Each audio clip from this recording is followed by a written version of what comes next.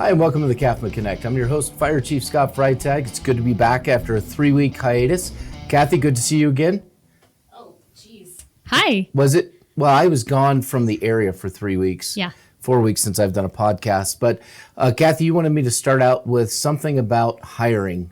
You want to take that? Yes. Oh, we are hiring firefighter recruits, and we are hiring until July 2nd. So you have about a week and a bit to get your applications in on our website, cazfire.gov.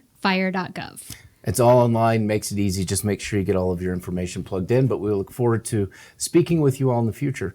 Our guest today, Danny with Signal Restoration. Yes, Thank sir. you for being here.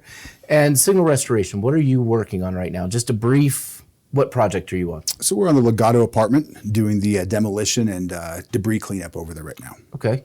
So for the public and our members, I did have a member of the community who called me. Him and his wife lived in New York during 9/11. And so they have a lot of friends who died not necessarily at 9/11, but because of some of the illnesses from the 9/11 event. Correct. And so his question to me was, do we have anything to be concerned about because of how big the Legado fire was, the amount of smoke it put off? So from that standpoint, I'll just start by addressing the fire itself. When we look at the Legado fire and we compare it to a house fire, let's say, a house fire is certainly smaller, not as intense, but typically when you have a house fire, the smoke that we have is actually more intense and contains more chemical toxins, because if it's a home that's lived in, we have all the human-made products, right? Correct. The petroleum-based products. The seats that we're sitting in right now would be considered petroleum-based product. Correct. And those put off far more carcinogens, than just the wood framing of that building and the drywall. So any smoke is a carcinogen. If you're sitting around a campfire, there's carcinogens in the campfire smoke. So from that standpoint, yes, the smoke was hazardous, but fortunately that night the smoke was up, carried off.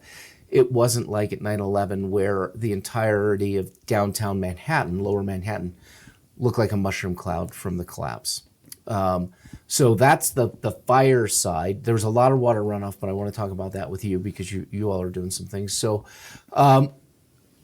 Danny, walk us through kind of what are you doing? What's some of the testing you're doing so that members of the community can feel comfortable that, Of course, as you're doing the cleanup, that we're still maintaining a healthy level of respect and taking precautions for public health. correct. So we are. Excuse me. So I'm just kind of retracing back with all the stuff we've been dealing with this project. So we are going to clean out all of the drains. We're going to clean up to, I believe, don't quote me on the footage, but like 600 feet, 900 feet, something like that. We're going to scope and clean those drains out. Those are the water drains from the water runoff from the yes, fire. Sir. Yes, sir. Okay. So that's one thing. And then another thing we're going to be doing too is once we get all the debris and all the slabs pulled up, we're going to be doing scraping up to about 6 inches of the ground that was in there, and then we're going to be testing that to make sure there was nothing left behind. No carcinogens, nothing. The soil is not contaminated anyways. So that when they do the rebuild back on there, it's going to be a fresh soil that was just like it was when ground zero. Completely clean. Yes, sir. So asbestos. Now at 9/11, it seems asbestos was a huge contributor to a lot of the 9/11 illnesses. All the asbestos dust, all that disturbance. The newer buildings, we're not using asbestos anymore. Correct. But you're still testing for it. Yes, we still have to test. It doesn't matter if we come into a house and there's, flood damage here and we're taking, a sheet of drywall out. We still have to test it. It doesn't matter if it was built yesterday or if it was built 50 years ago.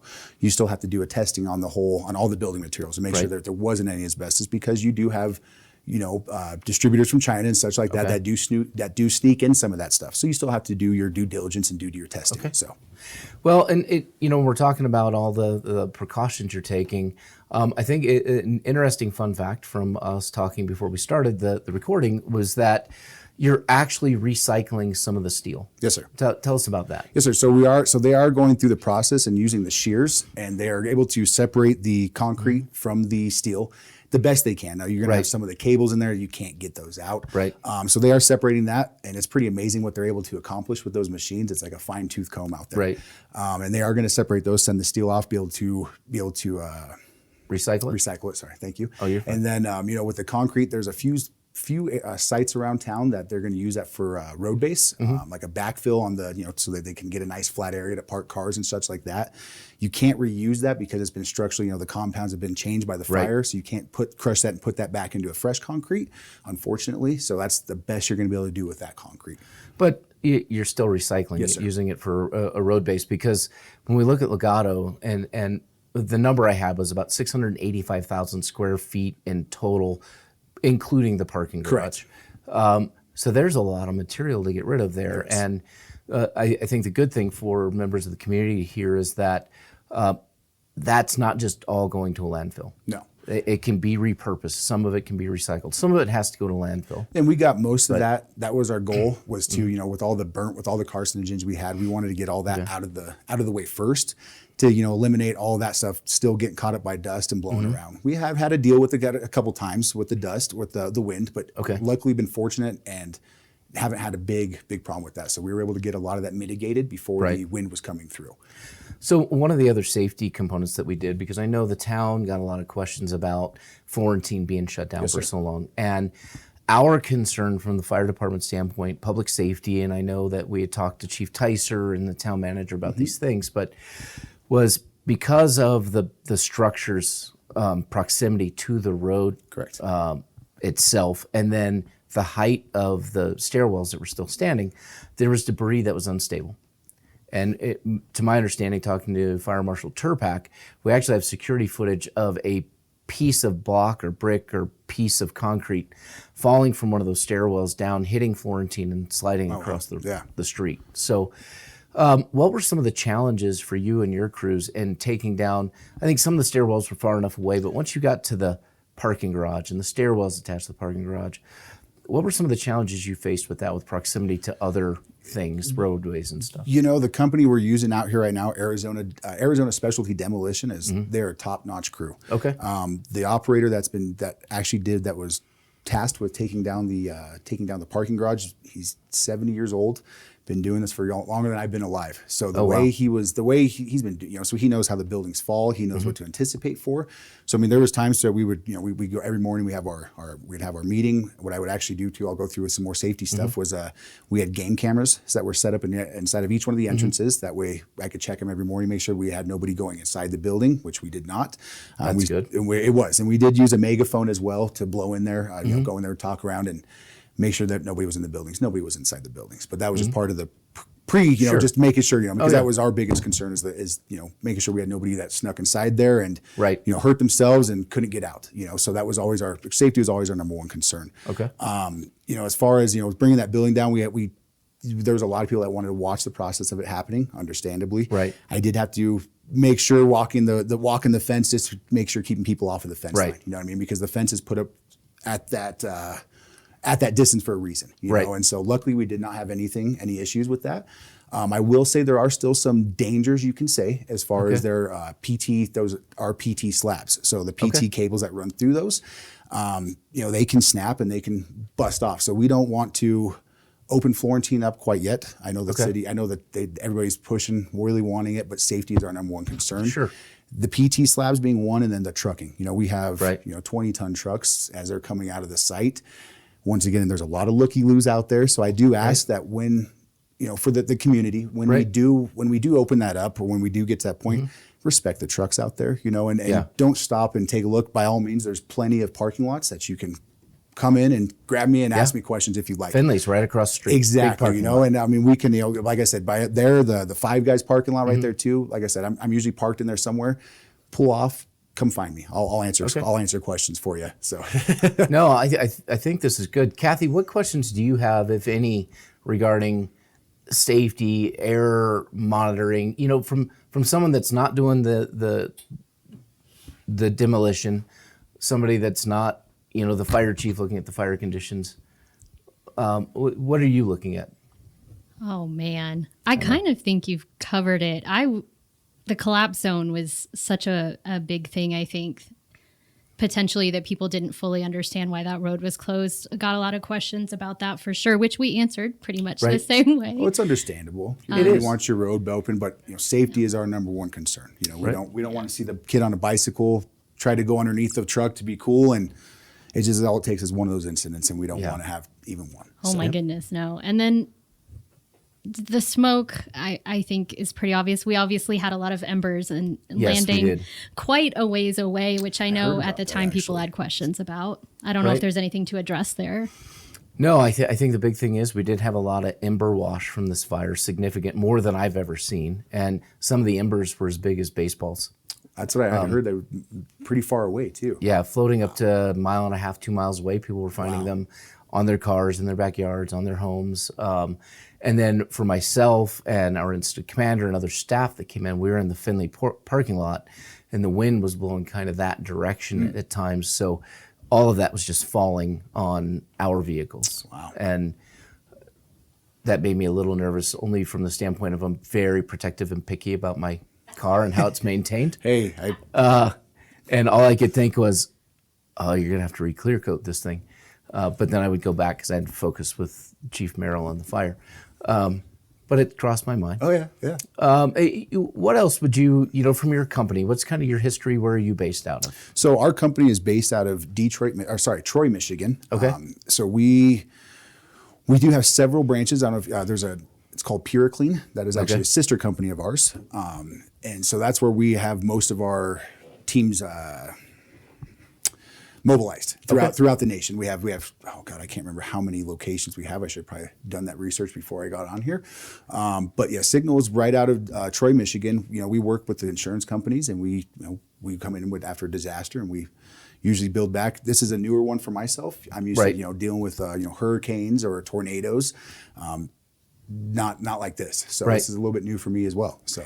Yeah, it's a significant event for us, and that's why we've been doing a series of podcasts on Legado Fire. And when the citizen called me, I'd met the gentleman at the Prescott Valley Citizens Academy, and he started talking about the safety aspects. At first, I'm like, well, it's kind of like any other big fire. But then when he explained his background, I understood the concerns at that point. Correct. And went to Kathy and said, hey, I really think we should do a podcast talking about the safety components of this and get that out to the community to say, here's what you're doing to protect everything now.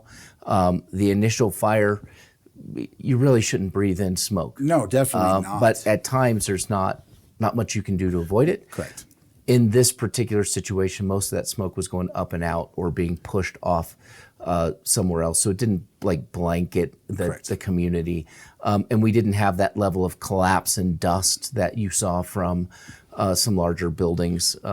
Even implosions, right? We've seen implosions and the buildings come down and there's a huge plume, and you all avoided that by having an expert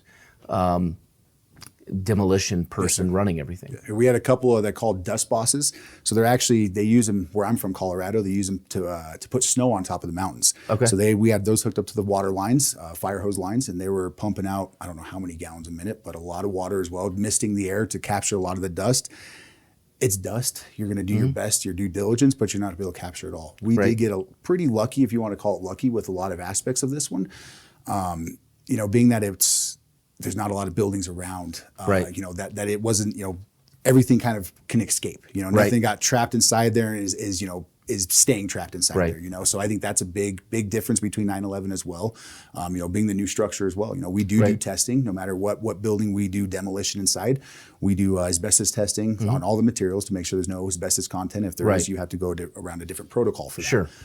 We did the testing here. Obviously there was no asbestos. Right. So that's where we're at on that one. So we're about as safe as we can be with this environment, with this building, where it was in the construction process, not having all of the petroleum-based products in there, the PFAS-based products like the carpet and draperies and things like that. So while yes, smoke can be bad, it didn't contain all of the chemicals that we would see typically. And I'll touch on one more thing too. When they were in the garage, there were some vehicles that were inside there. They were actually able to get those vehicles out. I mean, they're totaled. Yeah. But there was not a drop of oil spilt. There was not which I thought was a pretty big deal. None of the batteries busted open. We didn't have a contamination of, we weren't adding to the contamination, which we were very cautious about. So. Right.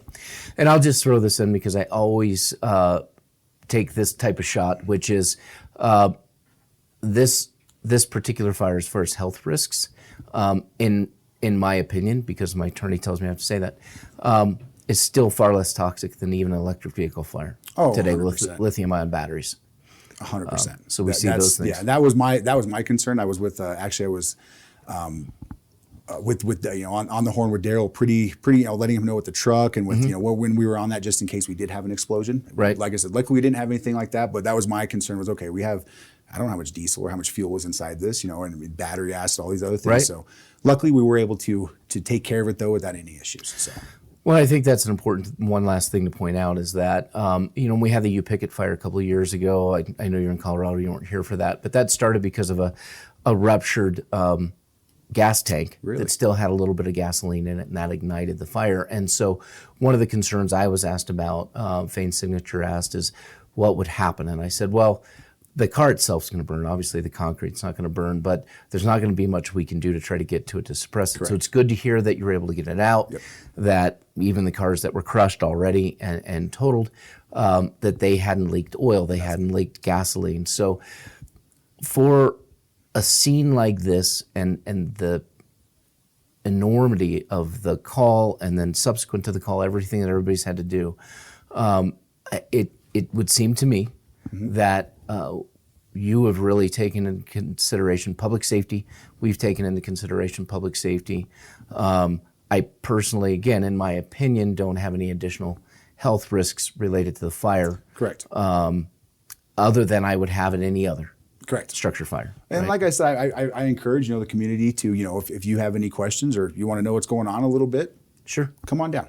Don't block up traffic. Right. Don't block traffic. Pull into a parking lot. Come grab me. You'll find me usually around the fence line. Ask me some questions. I got no problem. No problem. Like I said, making sure everybody's okay. So. Perfect. That's great, Danny. Thank you so much for coming on today. Kathy, thank you for being here. Plan to be back and in pocket doing more podcasts in the coming weeks. We have more to come on the Legado Fire. But with that, hiring until July 2nd, correct? Yep. CAZfire.gov just to close it out. And with that, don't forget to like and subscribe.